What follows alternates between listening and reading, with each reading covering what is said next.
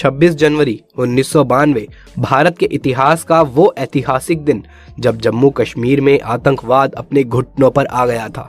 जब आतंकवादियों से जान की धमकी मिलने के बावजूद भी आज के पीएम मोदी ने श्रीनगर में लाल चौक में तिरंगा लहराया था और जब पाकिस्तान को भारत ने अपनी ताकत की झलक दिखाई थी, उस वक्त नरेंद्र मोदी ने अपने भाषण में ये कहा था, जरा सुनिए। 26 जनवरी को परसों, अब चंद घंटे बाकी हैं, लाल चौक में फैसला हो जाएगा किसने अपनी मां का दूध पिया। तो आखिर कैसे ओपोजिशन पार्टी के आम कार्यकर्ता होने के बावजूद उस वक्त नरेंद्र मोदी ने जम्मू कश्मीर में आतंकवाद को मुंह तोड़ जवाब दिया था। उसी साल टेंट में विराजमान रामलला के सामने उन्होंने कौन सी प्रतिज्ञा ली थी और जब वो आध्यात्म की तलाश में हिमालय गए थे तब उनके गुरुजी ने उनसे कौन सा मंत्र कहा था, जानेंगे इस वीडियो में। लेकिन उससे पहले नए दर्शक चैनल को जल्दी से सब्सक्राइब कर लीजिए। दरअसल साल 1992 में जम्मू कश्मीर में आतंकवाद अपने चरम पर था। तभी बीजेपी के वरिष्ठ नेता मुरली मनोहर जोशी ने ऐलान किया कि वो श्रीनगर के लाल चौक पर भारत का तिरंगा फहराएंगे, जिसके लिए कन्याकुमारी से कश्मीर तक एकता यात्रा निकाली गई थी। लेकिन साथियों, आतंकवादियों ने इस रैली में शामिल होने वाले नेताओं को जान की धमकी दी थी। तभी नरेंद्र मोदी ने कश्मीर पहुंचने के ठीक 2 दिन पहले 24 जनवरी के दिन ऐसा भाषण दिया जो सुनकर आतंकवादियों के भी पसीने छूट गए। उन्होंने कहा था, हमारी यात्रा ने आतंकवादियों को परेशान कर रखा है। लाल चौक में पोस्टर्स लगाए गए हैं, दीवारों पर लिखा गया है, जिन्होंने अपनी मां का दूध पिया है वो श्रीनगर के लाल चौक में आकर भारत का तिरंगा झंडा फहराएं। अगर वो जिंदा वापस जाएंगे तो आतंकवादी उसे इनाम देंगे। तो आतंकवादियों, कान खोल कर सुन लो, 26 जनवरी यानी कि परसों में अब बस चंद ही घंटे बाकी हैं। अब लाल चौक में ही फैसला होगा कि किसने अपनी मां का दूध पिया है और किसने नहीं। 26 जनवरी के दिन नरेंद्र मोदी मुरली मनोहर जोशी के साथ में लाल चौक पर पहुंचे और तिरंगे को पूरी शान से लहराया। 17 मिनट तक चले इस प्रोग्राम में कार्यकर्ताओं को सीना ताने खड़ा देख आतंकवादियों में दहशत फैल गई। उन्होंने एक रॉकेट भी दागा था जो लाल चौक से थोड़ी सी दूरी पर जाकर गिरा था। 5 से 10 फुट की दूरी पर गोलियां भी चलाई गई, लेकिन देशभक्तों के हौसले के आगे सब कुछ फेल हो गया। ऐसे ही और कई किस्से भी हैं जिनमें पीएम मोदी ने देश के दुश्मनों को खुलेआम चुनौती दे डाली। लेकिन साथियों, फिलहाल क्वेश्चन ये है कि नरेंद्र मोदी के दिल में देश के लिए इतना प्यार और सम्मान जागा कैसे कि वो देश के लिए मर मिटने के लिए भी तैयार हो गए थे। आइए जानते हैं पीएम मोदी के जीवन से जुड़े कुछ अनसुनी कहानियों के जरिए। नरेंद्र मोदी आजाद भारत के जन्मे देश के पहले प्रधानमंत्री हैं। उनका जन्म 17 सितंबर 1950 के दिन गुजरात के मेहसाना जिले के वडनगर गांव के एक गरीब परिवार में हुआ था। उनकी मां का नाम था हीराबेन मोदी और पिताजी का नाम था दामोदर दास मूलचंद मोदी। नरेंद्र मोदी अपने 6 भाई बहनों में तीसरे नंबर पर आते हैं। वो बताते हैं कि बचपन में उनके पिताजी वडनगर रेलवे स्टेशन पर चाय का एक छोटा सा स्टॉल लगाया करते थे और नरेंद्र स्टॉल पर अपने पिताजी की मदद किया करते थे, जहां वो ट्रेन के डब्बों में जाकर चाय बेचा करते थे। उनके बारे में लिखने वाले बताते हैं कि मोदी जी बचपन से ही पढ़ाई में एवरेज स्टूडेंट रहे थे, लेकिन उन्हें स्कूल के नाटकों में हिस्सा लेना काफी पसंद था। भले ही उनकी जेब खाली हो, लेकिन उनका दिल और दिमाग, हिम्मत, साहस से हमेशा भरपूर रहता था। मोदी जी बताते हैं कि उनके स्कूल के पास में एक झील हुआ करती थी जिसमें वो अक्सर खेलने जाया करते थे। एक बार उन्हें वहां एक मगरमच्छ का बच्चा मिला जिसको वो बड़ी बहादुरी से उठाकर घर ले आए, लेकिन माँ हीराबेन के समझाने के बाद में उन्होंने वापस से उसको झील में ही छोड़ दिया। खेलकूद के अलावा वो इतिहास पढ़ने का बहुत शौक रखते थे, इसीलिए वो लाइब्रेरी जाकर कई साल पुराने अखबार और देश के इतिहास से जुड़ी किताबें पढ़ते थे। इसके अलावा वो स्वामी विवेकानंद से काफी प्रेरित थे, इसीलिए वो उनकी सभी किताबें पढ़ा करते थे। महज 8 साल की उम्र में अपने हिंदी टीचर चंद्रकांत दवे से प्रभावित होकर मोदी आरएसएस में जाने लगे। वहां उनकी मुलाकात एक ऐसे व्यक्ति से हुई जिनके लिए वो झाड़ू लगाने से लेकर कपड़े धोने तक का काम करने लगे। उस व्यक्ति का नाम था लक्ष्मण राव ईमानदार, जिन्हें लोग वकील साहब कहकर भी बुलाते हैं। उनकी मोदी जी पर सबसे अधिक छाप थी। नरेंद्र मोदी को बचपन से ही अच्छे कपड़े पहनने का शौक था। हालांकि वो कभी महंगे कपड़े नहीं खरीदते थे, लेकिन साफ सुथरा रहना उनकी खूबी थी। वो कभी बाल बढ़ा लेते थे तो कभी बड़ी बड़ी मूछें रखते थे, कभी सरदार के गेटअप में आ जाते थे। कोई भी चीज आपको ऐसे नजर नहीं आएगी जिसमें सादगी ना हो।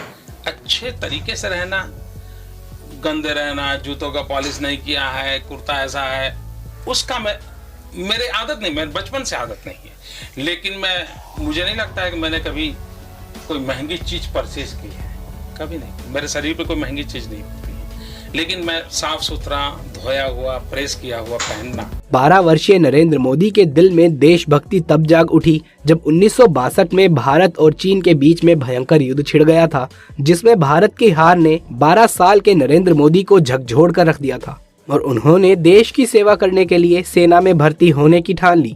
मगर पैसों की कमी होने की वजह से वो आर्मी स्कूल तो नहीं जा पाए, लेकिन उन्होंने एनसीसी ज्वाइन कर ली। फिर 1965 में हुई इंडो पाक जंग के दौरान उन्होंने भारतीय सैनिकों की काफी सेवा करी थी। दरअसल जब भी वडनगर स्टेशन पर सैनिकों से भरी हुई ट्रेन आती थी तो मोदी जी उन्हें चाय और खाना पहुंचाया करते थे।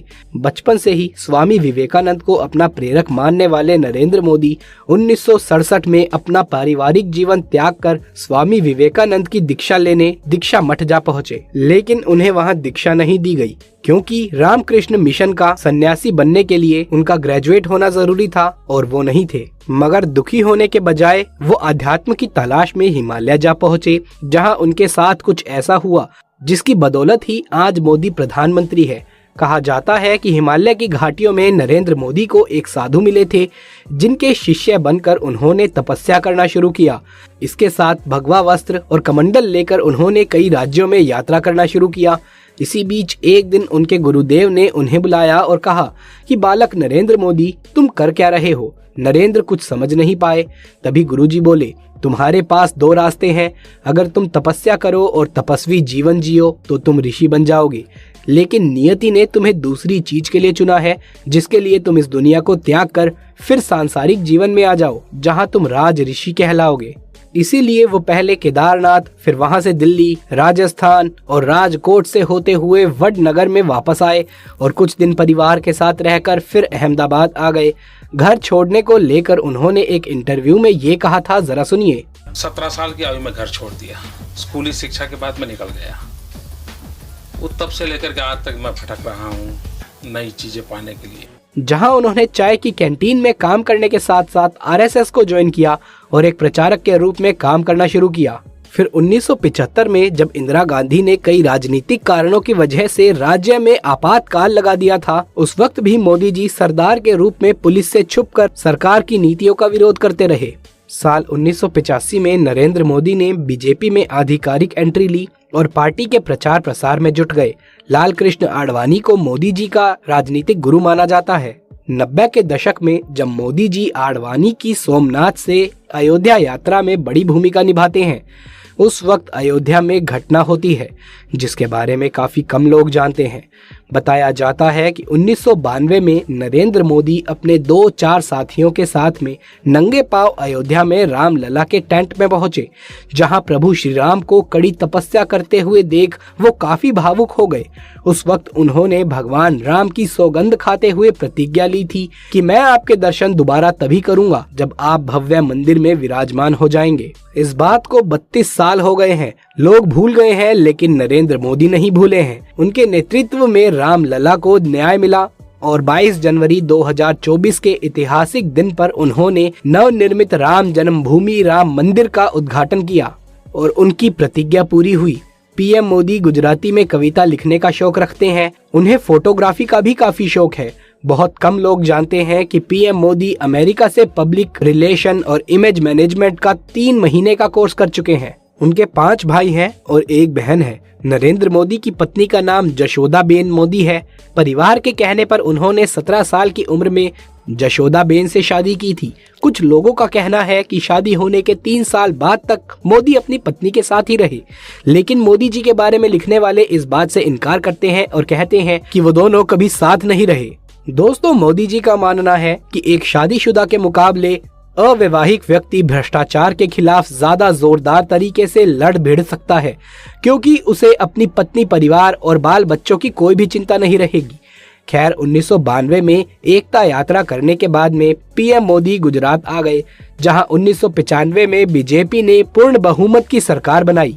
केशुभाई पटेल को मुख्यमंत्री बनाया गया और नरेंद्र मोदी को पार्टी का कामकाज देखने के लिए मुंबई बुला लिया गया। 1998 में गुजरात में फिर चुनाव हुए और बीजेपी की सत्ता में वापसी हुई, लेकिन केशुभाई अब काफी बीमार होने लगे। इस बीच में 26 जनवरी 2001 को आई भूकंप ने गुजरात को हिलाकर रख दिया। लोग सरकार से निराश हो चुके थे। तभी केंद्र में डीएनए की सरकार थी और प्रधानमंत्री थे अटल बिहारी वाजपेयी, जिन्होंने मोदी जी से कहा तुम्हें दिल्ली छोड़कर गुजरात जाना चाहिए। पहले तो मोदी जी ये बात समझ नहीं पाए, लेकिन फिर उन्हें पता चला कि वाजपेयी उन्हें गुजरात का मुख्यमंत्री बनाना चाहते हैं और गुजरात आने के बाद में 7 अक्टूबर 2001 के दिन नरेंद्र मोदी को गुजरात के मुख्यमंत्री के रूप में नियुक्त कर लिया गया, जहां उन्होंने 4 बार लगातार जीत हासिल करके करीब 13 साल तक गुजरात के मुख्यमंत्री का पद संभाला। और फिर साल 2014 में बीजेपी ने केंद्र में भारी बहुमत के साथ जीत हासिल करी और 26 मई 2014 के दिन नरेंद्र मोदी बने भारत के प्रधानमंत्री। तो दोस्तों, आपको ये वीडियो कैसा लगा नीचे कमेंट बॉक्स में लिख करके जरूर से बताएं। कमेंट बॉक्स में जय हिंद जय भारत लिखना बिल्कुल भी ना भूलें।